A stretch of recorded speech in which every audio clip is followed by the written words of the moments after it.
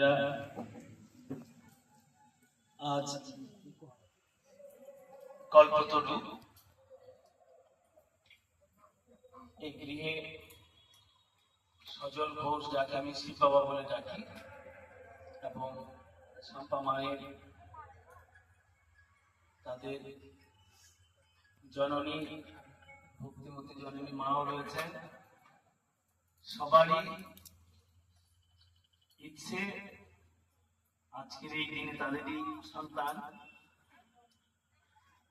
অভ্রদীপ, তারই জন্মদিন। এই জন্মদিনকে কেন্দ্র করে আজকে এই ভক্ত সমাগম, আমরা পাঠচক্র এবং সৎসঙ্গের আয়োজন করেছেন সবাই। তাই আমরা আবারও ভক্ত গৃহী মিলন, আবার সবাই মিলে মিলিত হওয়ার একটা সুযোগ হয়েছে। ভক্ত গৃহী গৃহী পাঠচক্র করার যে ভাবনাটুকু নেওয়া হয়েছে আশ্রমের তরফ থেকে, এটার মূল উদ্দেশ্যটাই হচ্ছে এটা যে আশ্রমে হয়তো সবার পক্ষে বিশেষ বিশেষ বড় বড় উৎসবগুলিতে ভক্তরা যায়, ভক্তদের আসা যাওয়া করা সম্ভব, কিন্তু নিত্য নৈমিত্তিক বা সপ্তাহে সবার পক্ষে যাওয়া, আমাদের হয়তো ভক্ত পরিবারগুলো হয়তো যাওয়া মাঝে মাঝে যাচ্ছে, কিন্তু যেখানে পাঠচক্র হচ্ছে বা সৎসঙ্গ হচ্ছে, ঠাকুরমা স্বামীজির প্রসঙ্গ নিয়ে আলোচনা হচ্ছে, সবচেয়ে বড় প্লাস পয়েন্ট হচ্ছে কাছাকাছি যারা রয়েছে, যারা হয়তো ঠাকুরমা স্বামীজির আশ্রিত নয়। ঠাকুরমা স্বামীজি এদের কোনো গণ্ডি নেই যে তাদের আশ্রিতই হতে হবে, এরকম কোনো ব্যাপার নেই। ঠাকুরমা স্বামীজিকে ভালোবাসে না এমন মানুষ এই পৃথিবীতে খুব বিরল আছে। সবাই ঠাকুরমা স্বামীজিকে ভালোবাসে। তাই ঠাকুরমা স্বামীজির ঠাকুরের যে মূল ভাবনা, মূল আদর্শ, যে ঠাকুর নিজে এসে দেখিয়েছে যে সর্বধর্ম সমন্বয়ের যে ভাবনাটা, সেটাই তিনি এসে প্রচার করেছেন।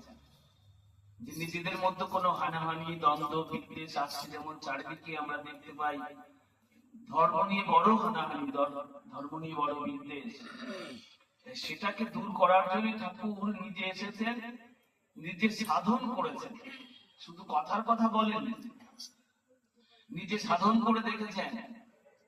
যে বৈদিক মতে সাধনা করেছেন, ইসলাম মতে সাধনা, মানে মুসলিম যে ধর্ম, সেই ধর্মটাও নিজে সাধন করেছেন।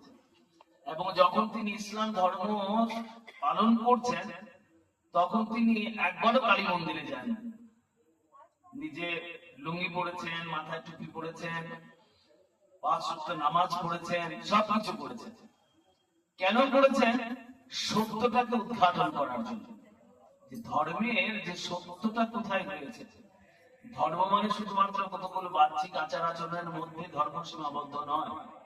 ধর্ম হচ্ছে এমন একটা জিনিস যা আমাদের ভেতরের পূর্ব থেকে আছে, প্রত্যেকের মধ্যে, যে শক্তিটা আমাদেরকে ধারণ করে রেখেছে, ধরে রেখেছে।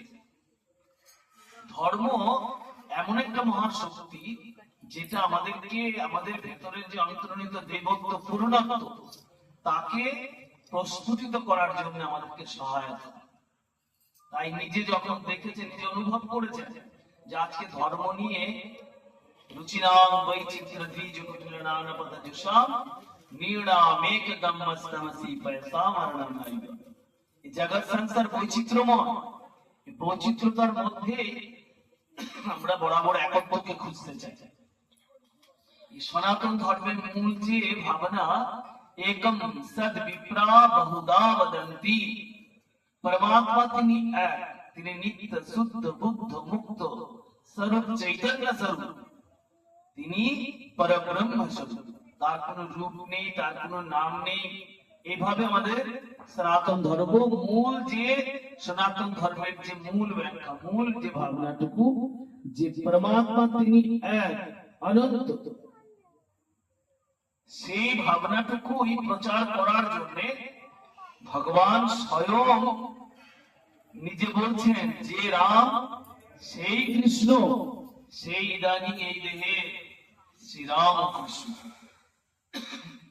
ঠাকুরের মধ্যে আমরা শাক্ত, শৈব, বৈষ্ণব, গানবত্ত, বেদান্ত, তন্ত্র, এমনকি ঠাকুর 64 রকম তন্ত্র সাধনা করেছেন। ইসলাম মতে সাধনা করেছেন, বেদান্ত মতে, বেদান্তের চরম যে অদ্বৈত বেদান্তের যে সাধন, যে তোতাপুরি যে সাধন, সত্য রহস্য উদ্ঘাটন করার জন্য তাকে 50 বছর লেগেছে। ঠাকুর সেই সত্যটা 3 দিনে উপলব্ধি করতে পেরেছেন। তার জন্য ঠাকুরকে বলা হয় অবতার বরিষ্ঠ। অবতারদের মধ্যে যিনি বরিষ্ঠ, অবতারদের মধ্যে যিনি শ্রেষ্ঠ, তিনি হচ্ছেন ভগবান শ্রী রামকৃষ্ণ পরমহংসদেব, যিনি নিজে সাধন করে আমাদের জন্য রেখে গেছেন যে নিজেদের মধ্যে যেন কোনো হানাহানি দ্বন্দ্ব বিদ্বেষ, যার যে রূপ ভালো লাগে, যে বলছে না যে রামকে ভালো লাগে সে রামকে ভালোবাসো, যে কৃষ্ণকে ভালোবাসে কৃষ্ণকে ভালোবাসো, যে কালীকে ভালোবাসে সে কালীকে ভালোবাসো, যে আল্লাহকে ভালোবাসো সে আল্লাহকে ভালোবাসো, যে গডকে ভালোবাসো সে গডকে ভালোবাসো, কিন্তু নিজেদের মধ্যে কোনো হানাহানি দ্বন্দ্ব বিদ্বেষ করো না। যার যা সাধন করতেছে সে সত্যকে উপলব্ধি করার চেষ্টা করো। সত্য উপলব্ধি করলে যে একমাত্র সত্যকে জানতে পারবে, সে তখন দেখবে যে সবকিছুর মধ্যে একই সত্য নিহিত রয়েছে। তার জন্য ঠাকুর কি সুন্দর উপমা দিচ্ছেন। একটা পুকুরের 4টে ঘাট রয়েছে। পুকুরের মধ্যে কি থাকে? পুকুরে জল থাকে। তো জল 4টে ঘাট আছে, 4টে ঘাটের পাড়ে 4টে বিভিন্ন রকম, কোন ঘাটে হয়তো মন্দির রয়েছে, কোন ঘাটে মসজিদ রয়েছে, কোন ঘাটে গির্জা রয়েছে, কোন ঘাটে হচ্ছে অন্য ধর্মাবলম্বীদের অন্য একটা মন্দির, অন্য কিছু একটা রয়েছে, একোয়া রয়েছে, বা বুদ্ধদেবের পেগোডা, ওই রকম একটা কিছু রয়েছে। তো প্রত্যেকের ঘাটে একই বস্তু জল নিয়ে যাচ্ছে। হিন্দুরা যখন বা সনাতনীরা যখন জল নিয়ে যাচ্ছে, তখন তারা বলছে, ওরা কলসি বা ঘটের মধ্যে করে জল নিচ্ছে, তারা বলছে জল নিয়ে যাচ্ছে। কি নিচ্ছ? জল নিচ্ছে।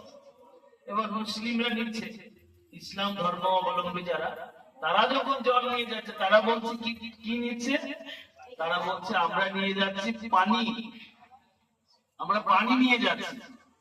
এদের হয়তো আলাদা আলাদা জায়গা নেওয়ার মতো জায়গা থাকে, সেটা তো বাদনা না কি যেটা বলে, ওই রকম টাইপের কিছু একটার মধ্যে করে জল নিয়ে যাচ্ছে, ওটা বলছে পানি নিয়ে যাচ্ছে।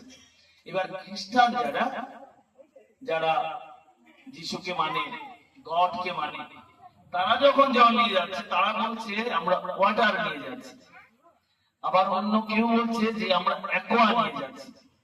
একই দ্রব্য, একই জল, যার যার নামে সে আলাদা আলাদা হয়ে গেছে তার সবকিছু।